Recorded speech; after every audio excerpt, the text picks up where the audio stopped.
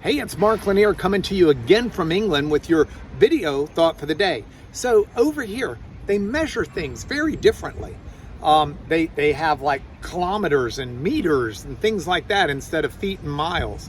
They have kilograms instead of ounces and things like that. And it's made it quite interesting for me, especially if someone tells me where to go and how far to go and ask me what size I would like in some Diet Coke or something like that.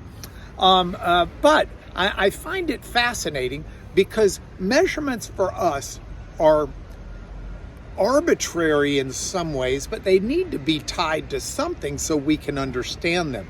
So, for example, in Paris, France, which I think is that way, but I could be wrong. In Paris, France, there is locked in a vault this chunk of metal.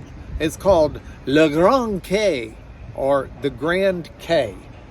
And it's determined that that chunk of metal is a kilogram. Whatever that metal weighs, that's what is going to be a kilogram. And from that derive all the other weights that are part of the metric system. I don't know how they do that with precision right now, and they may have altered it in the last decade or so, because the problem is if anybody ever touches the chunk of metal, you know how we leave fingerprints behind? The fingerprint is actually an oily residue from our skin, and fingerprints weigh 0.50 micrograms. And so, or maybe it's 50 micrograms. I think it's 50 micrograms. And so if you've got 50 micrograms added to the chunk of a kilogram every time, the kilogram weight changes by definition. It's kind of weird, isn't it? I think about that because while we measure distances and weights and things that way, which, by the way, I think Napoleon's responsible for, the metric system that is, while we measure distances and weights that way, we don't measure good and evil that way.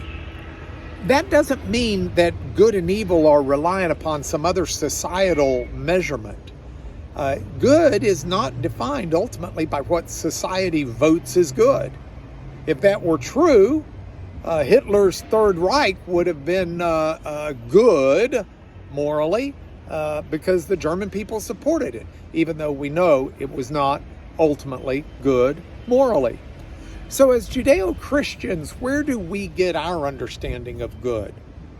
Our understanding comes not from a chunk of metal in the, or ethical metal in some Paris vault.